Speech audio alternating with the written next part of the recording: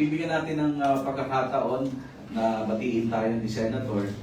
And then after that, meron po tayong mga ipipresent kay Senator for him to be apprised of all the development and would-be development in the province of Camarines Norte. Maraming salamat po at magandang umaga.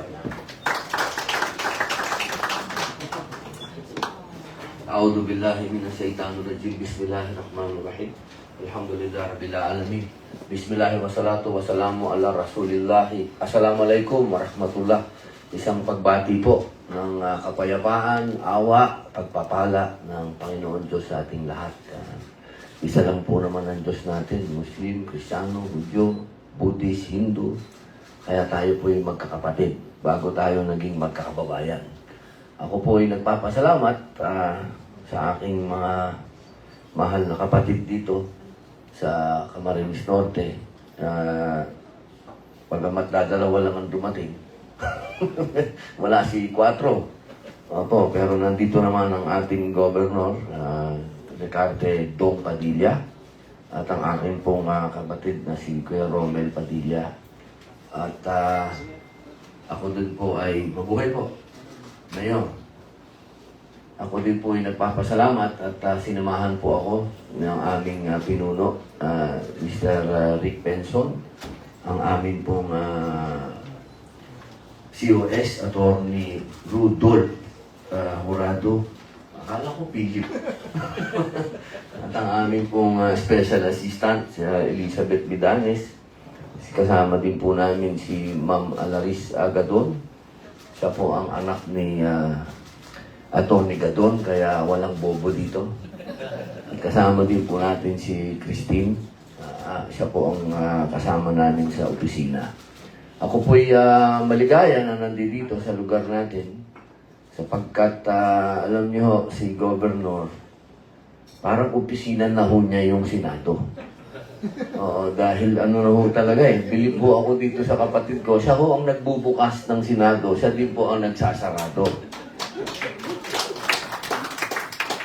Ganun po niya binabantayan kung paano po natin pauunlarin yung ating pong probinsya. Kaya, Utol, ako'y saludo sa iyo. At kaming dalawa ni Utol Omeng, talagang nakita namin sa iyo yung passion mo na lagpasan si Erpat. Talagang, at tutulungan ka namin mangyari yun. Maraming salamat po sa inyong pagdating, sa lahat po ng mayor. Maraming salamat. Inaasahan ko po talaga na kumpleto kayo. Dahil mas maganda magkaisa po tayo. Isang tabi natin ng politika, walang maitutulong sa atin yan. Kaya sana po, itong sa loob ng 5 taong ko pa, wala na po kasi akong planong mag-election. Ito pong 5 taon na to na natitira, gawin natin lahat para sa probinsya natin. At handa naman po akong ibigay din sa inyo lahat. Basta sa tama po tayo, ha? Opo, yun lang ang aking pakiusap sa lahat. Na ito naman pong Pangulo natin ngayon, si Bongbong Marcos, nakasuporta naman po siya sa atin. At alam ko lahat ng uumpisahan po natin na proyekto dito, nakatulong po sa atin ng Presidente ng Pilipinas at ang Vice President ng Pilipinas. At siyempre, ang Senate President po na si Big Subiri.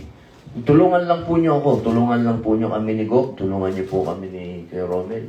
Kami pong ay handa talaga na magserbisyo sa inyo at gawin nating number 1 ng Camarines Norte sa Bicol. Maraming salamat po. Thank you, Senator. Patiin po natin, Mayor ng Sepang Mayor, good morning. At siguro po, we can start with the presentation at the Sarah. Good morning po. So we will start with the presentation. Unahin po natin ang Hog Breeder Farm Project with CP Foods. May audiovisual presentation po.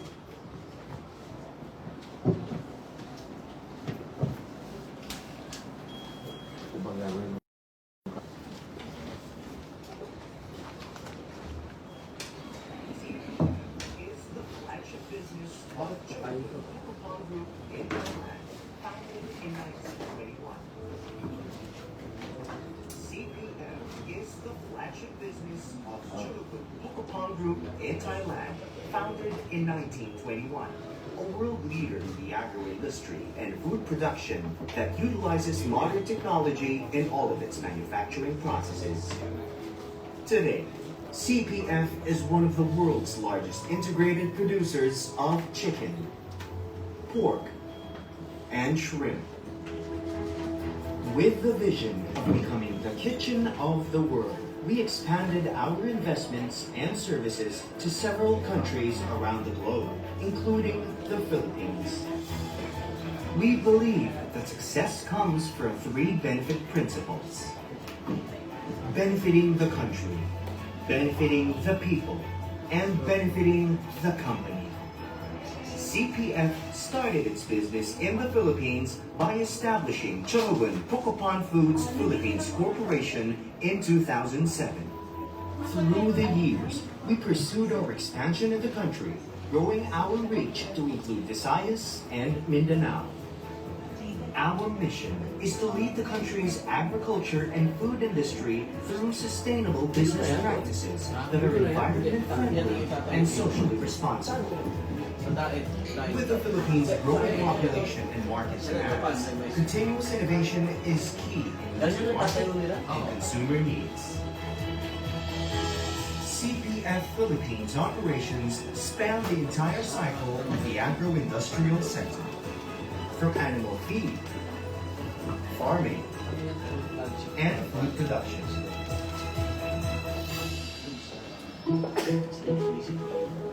With the knowledge and experience of our specialists, we produce high-standard, quality animal feed suitable for industrial-scale commercial farming. We strive on sourcing sustainable raw materials that come from responsible sources in terms of environment and labor codes. We have studied and tested the efficiency of animal feed according to the needs of animals and the farming system before we develop an improved formula to support animal growth at different breeds and ages. We have expanded towards a fully integrated aquaculture industry. The potential for expansion is great, knowing that the majority of the world's demand for shrimp is in Asia. One of our main goals is to become the best producer of aquatic feeds, high-quality shrimp, and fish in the Philippines.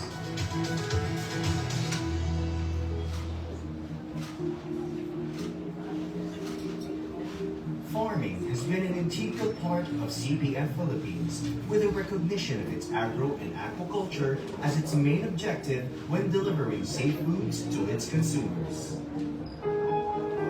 We strictly comply with animal welfare standards, adhering to the humane catching of chicken, swine, and aquatic animals. Prevention of diseases by strict disinfection is given utmost emphasis, as well as a clear separation between the interior and exterior areas of the farms. We have developed specialized food processing facilities for chicken based on international standards. From animal husbandry, we have succeeded in improving the quality of our breeding stock by natural methods. This ensures large, strong skeletons and rapid growth without hormonal intervention. Disease-carrying animals that normally pose a danger to a flock of broilers are not able to penetrate, and epidemics caused by birds and insects are prevented. We have also developed modern management methods to hygienically process fresh eggs that can create a wide range of ready-to-eat products. Swine is another business that requires quality breeding stock that is easy to farm and has a fast growth rate. Suitable feeds have been researched, and closed system technology is used on housing.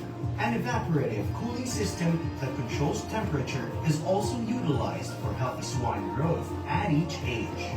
Swine health system is monitored by carrying out routine lab tests as disease prevention measures to ensure that the swine is in good health and free from any diseases. Meticulous attention is given to the slaughtering process as it is a crucial step to obtain key raw materials free of residual waste. As for aquabusiness, we are able to successfully develop a modern concept of shrimp farming for the best small pond that allows a higher yield of harvest per area. The best circular tank is a concept that aims to boost shrimp production by maximizing its phase that can deliver a higher yield in a controlled environment. CPF takes pride in the quality of broodstock it produces. Genetically improved, every batch is specific pathogen-free, which guarantees faster growth. Combined with innovative production method of probiotic farming and without the use of antibiotics, a faster crop cycle is indeed guaranteed. This, coupled with a technology designed to control diseases, thereby ensuring profitable business returns with low capital investments.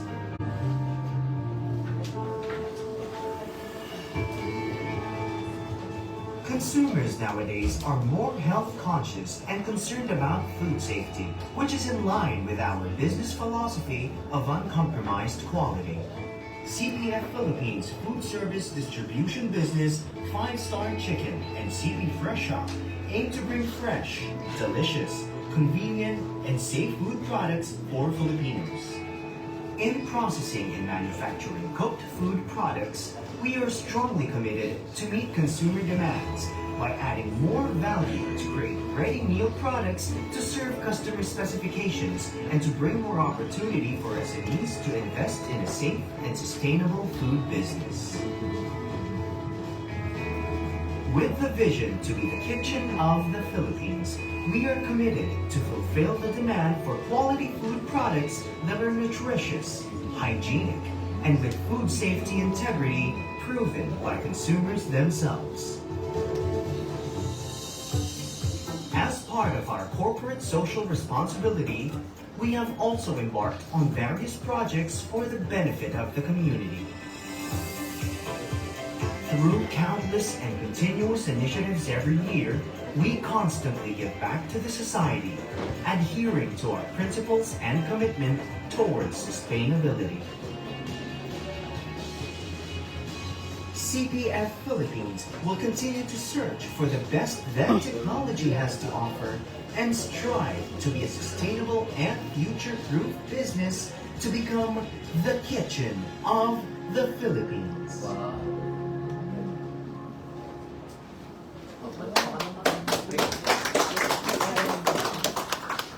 So our next Kaya po namin, lakas. Kaya namin po pinakita itong video na ito. Ito po ay isa sa pinakamalaking investment na papasok this year. This will be in partnership with the provincial local government of Camarines Norte, CPF, and DBP. In particular po, yung unang-unang breeding farm na ilalagay dito, 3,000 sow level, ilalagay po sa bayan po ng Daet, doon po sa Kalasgasan. So later on po, I will invite the good mayor, Mayor B2K, to discuss this in thorough details.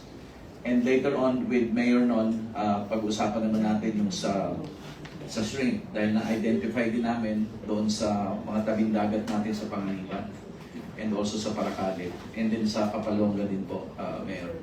So ito po ay seryosong investment. Ito po, this will change the landscape of the agriculture sector in Camarines Norte. And basically, this will enhance and upgrade the technology among our farmers in the province. So yun lang po. Maraming salamat. Sunod dapat. next presentation po is for the housing project to be presented by our PPDO, Ma'am Ellen Banal, Austria, and Sir Rolly Bicaldo. Meron din pong audiovisual presentation.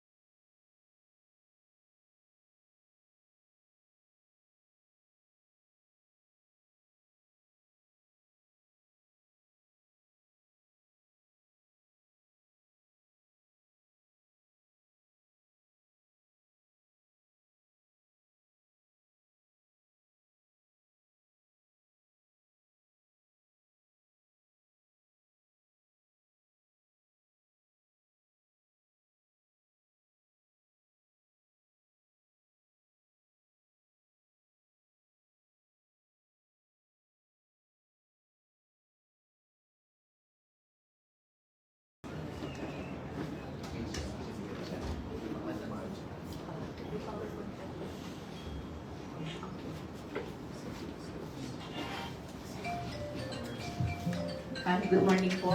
Yung pong nakita ninyo na walkthrough po yun ng housing project, housing program ng provincial government, which will be constructed in Sitio Mati, Barangay Santo Domingo, in Vinsons.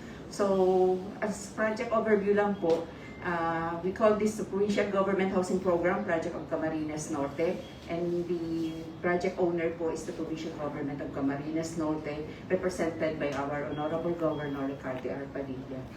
And location, as I have mentioned, is in Sitio Mati, Barangay Santo Domingo, Vinsons. This is at 25,000 square meters, 2.5 hectares po. And total units po is 864. Nabawasan GOV kasi nagbawas po tayo ng 2 building. So with 18 buildings na lang po and 4 floors ang bawat building. So ang bawat unit po ay merong 27 square meters with provision of loft.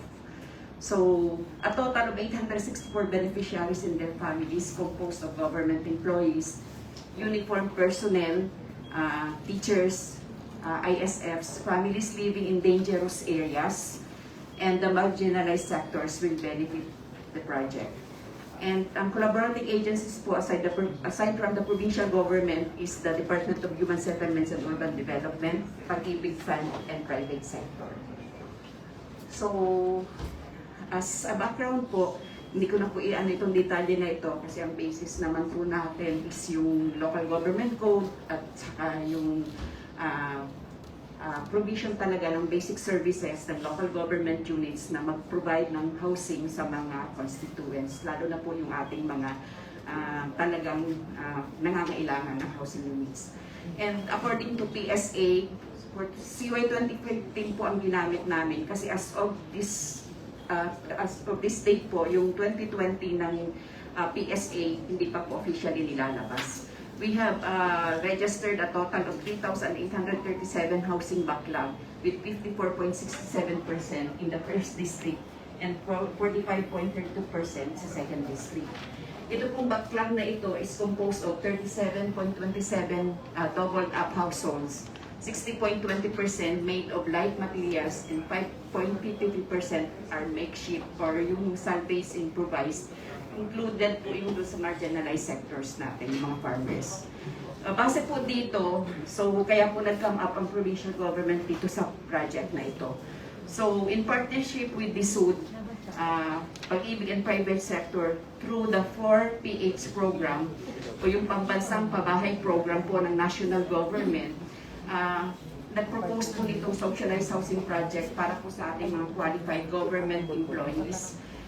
Una po ay yung sa provincial government, pero dahil nga po napakarami ng units na available, expand na po kami sa uniform personnel, yung mga taga-PNP, teachers, ISF, yung families living in dangerous areas and the marginalized sectors and their families. And yung mga local government units din po, extend na rin po kami sa local government units, especially po yung malalapit doon, Vinsons, Labo, Talisay, and even Paracalen, sa Panganiban po i-reach out namin.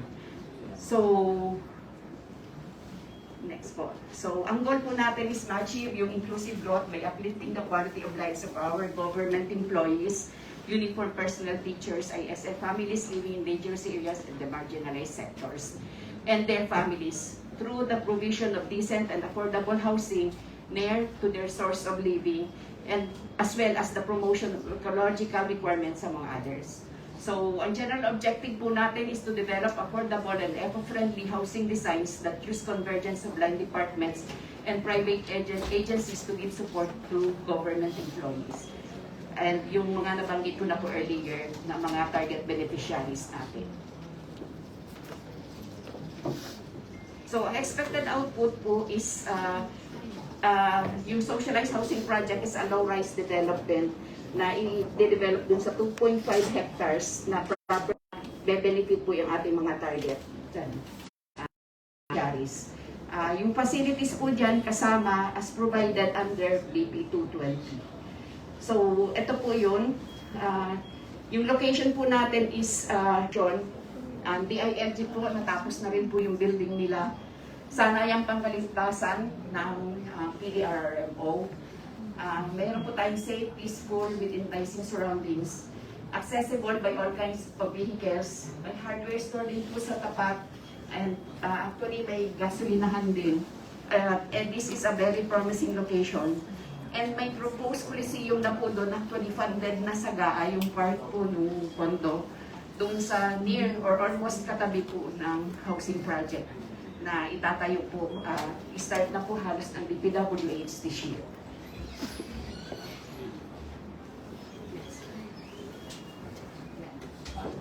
So, sa part po ng project,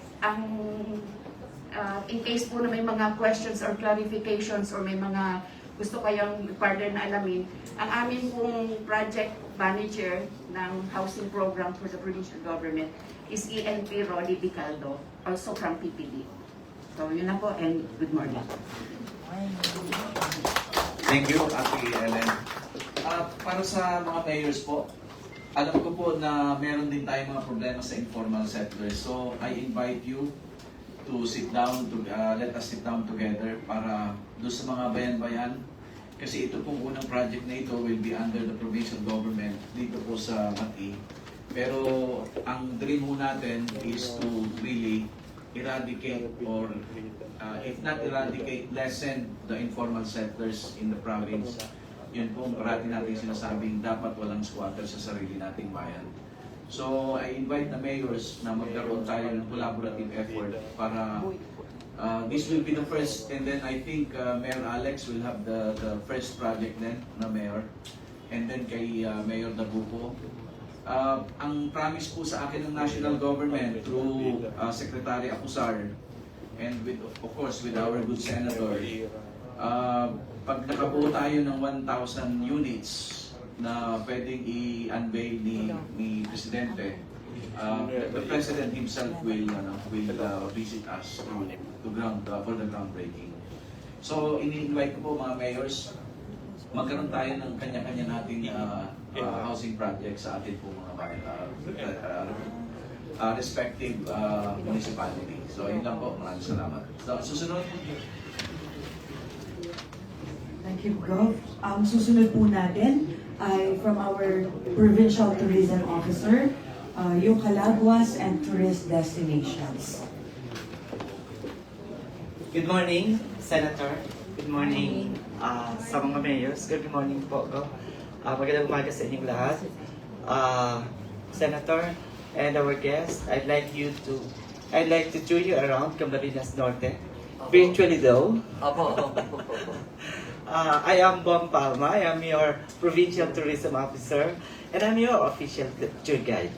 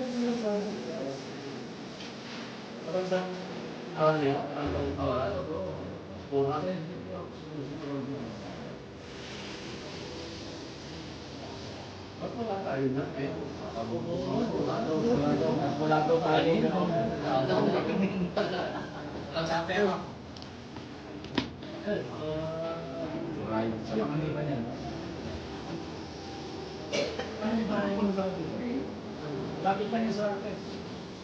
Nakalutog ba yan?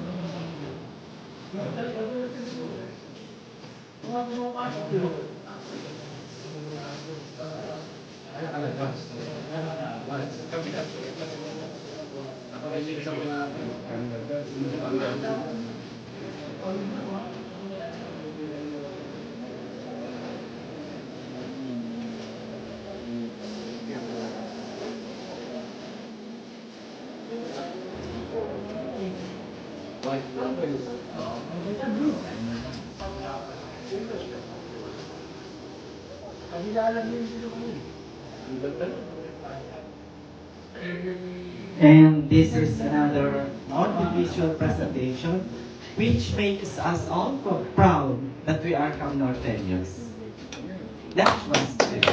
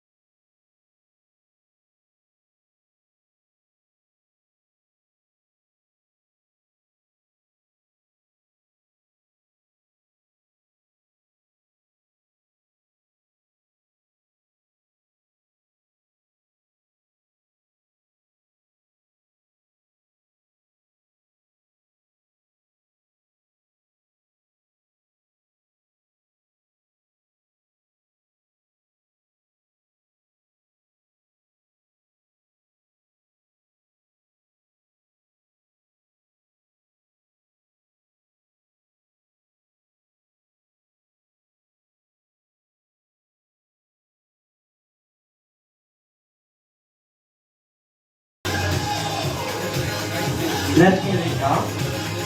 Camarines Norte is composed of 12 towns. 7 are Bicol speaking and 6 are Tagalog speaking. Camarines Norte hosts the Calaguas Island, voted as one of the top tourism gem in a nationwide online poll conducted by Islam Cupana. It is included in the Elite 8 list of beaches in the Philippines by Rappler.com. It has 6 DOT accredited tourism establishments. It needs a receiving port though. Kailangan lang po niya yung receiving port and ports in other parts of the province like Paracale, Vincent's, and Jose Panganiban. It is home of the sweetest pineapple in the land, and that is a Formosa variety, the longest zipline in Bicol, the birthplace of surfing, the first Rizal Monument, Rafflesia. You can find Rafflesia in Camarines Norte, home to national heroes, and 4 national artists. The home of #1 senator in the Philippine Senate, of course. Yes. And the home of the #1 heartthrob and idol ng bayan, Daniel Padilla. At the home of the handsomest governor in the Philippines, of course. It is the home of the longest boulevard. It is the home of the longest boulevard in the Philippines. That, if we are to connect Calawag, Quezon, indeed, it will be the longest boulevard in the Philippines. We have 58 cascading waterfalls that needs to be explored. We have the best tourism asset of our province is us, including you, dear Senator, Camnorteños. Camnorteños are hospitable, kind and loving people, and tourist-friendly. This is best exemplified by our tagline, the tagline of the governor, Turismo, tayo mismo.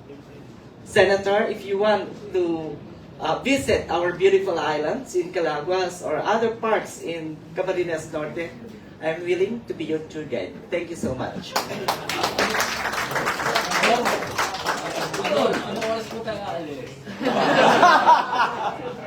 Okay, batiin pala natin.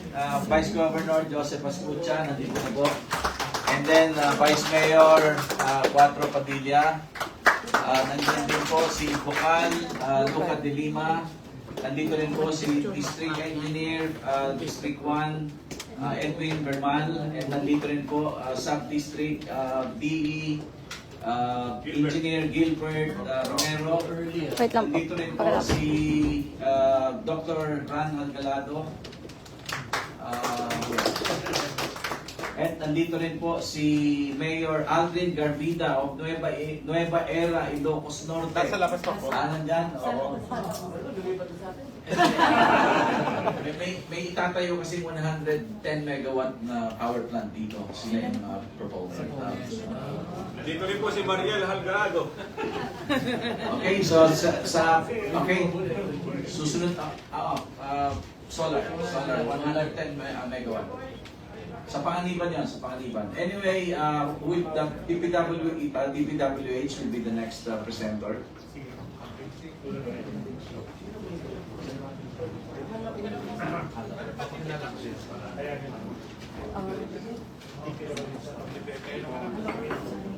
Halaor na ba? Halaor. Kasi gusto natin kasi DPWH na po. So next na lang po yung halaor after DPWH.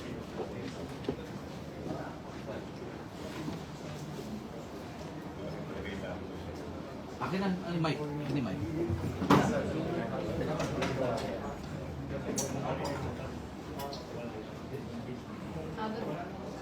Sa baba.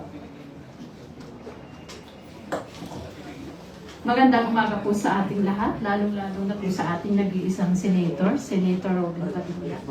So, we are here to present to you our proposed project for leading to the Eastern-Western Seaboard Highway, which is a priority project of our governor. So actually, this highway will start from Bagasbas Airport.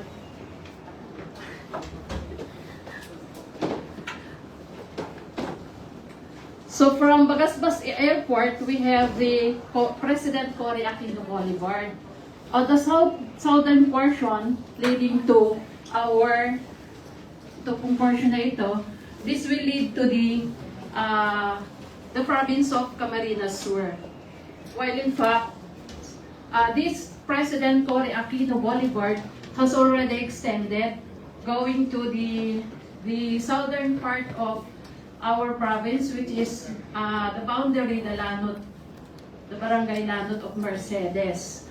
So in our screen, the color blue is already completed, and the color orange is still for funding, Senator. Then on the northern part of Bagasbas, here is now the Bagasbas, is that will lead to the province of Quezon, the Calawag.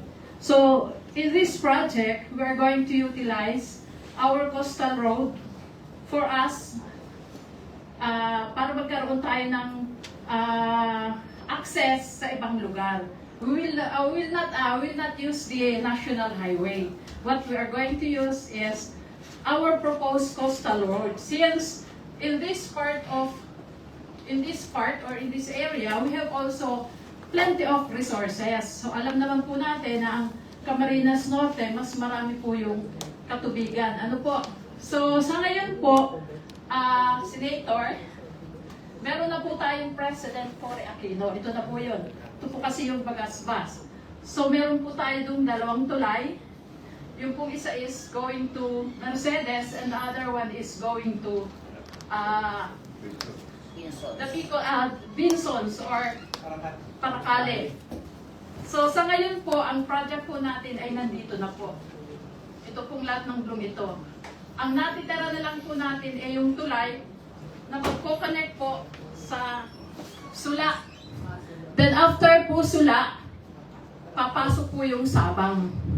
At yung pong Sabang ay, according to our governor, we are proposing a port in Sabang that will lead to our tourist destination, which is the Calaguas Island. And this is at this portion. For your information po, ang ating pong first bridge po natin, which is the Mantigbi or the Bulu Bridge, the length is 210 meters. So we need 210 million to construct this bridge. Then another one is the Sula Bridge, the Sabang Sula Bridge, which has a length of 360 meters. So ibig sabihin po, kung tayo po ay gustong pumunta ng Sula, hindi na po tayo dadaan ng Labo or hindi. Medyo madali na po sa mga turista natin kasi ito pong Sabang, halos katapat po niya yung Calaguas Island dito po sa portion na ito. So from here, yes po. Pero po pwede naman nating medyo paiklitsian. Yes po, completed na siya. Meron na po siyang... Ito pong mga orange, wala po. Ayan pong orange, yun po yung ating propose po natin. Then, So, dalawa, propose ng bridge sa propose ng kalsada. kalsada po. Pero ongoing po yan for 2023, meron din po kaming fund for that. Sa kalsada? Yes po. Actually po, itong area ito is naipasok po namin yan sa DOT DPWH Convergence Program that was started in the year of 2012. So, may pong po ito? Continuous po ang funding niya. Pero po, simula po nung 2017 or 2018, dati po binibigyan nila kami ng 100 million, 50 million. Simula po nung 2018, 10 million na lang po. So yun po yung naging problema kasi po nagpalit baga po tayo ng administration siguro or hindi po rin namin alam kung bakit po. Although we have already submitted the multi-year program, since we need to submit it for us to finish this one. So actually po, ito pong road section, ito po is around 28 kilometers lang po. So hanggang po yan dito sa Paragon Valley. Ganito po kasi explain. Galing po rito sa ito po. Meron na pong tika-kaunti. Meron pa po tayong isang tulay, yung sa Mampungo Bridge, approximately 90 meters. Then another bridge is the Labnig Malagit Bridge, which is around 270 meters. So ito pong portion na ito ng Panganiban, hindi lang po namin This is also a DOT projects and that was already completed. So lumalabas po na ang kalsada po natin, simula pong Paracale hanggang po Jose Panganiban is already completed. Yes. And meron na po, completed na po. And we also apply that for conversion into a national road. National road po. So, Hindi pa. Yung coastal ginagawa. Yung ginawa natin na parang bypass road going to Labo. Yung from Mother Road to San Pedro. Meron yun? yes po. Under po din siya ng Senator, under din po siya ng DOT projects and that is continuous po. Kanya lang po, noong 2018, medyo lumiit nga po yung fund na binigay natin for that road section is only 14,742,000. Going to Malulawen, then part na po ng Kalawag. So we earn this namin kasi ang main concern po ni Governor is the two bridges, the Sabang Bridge and the Mantigbi Bridge.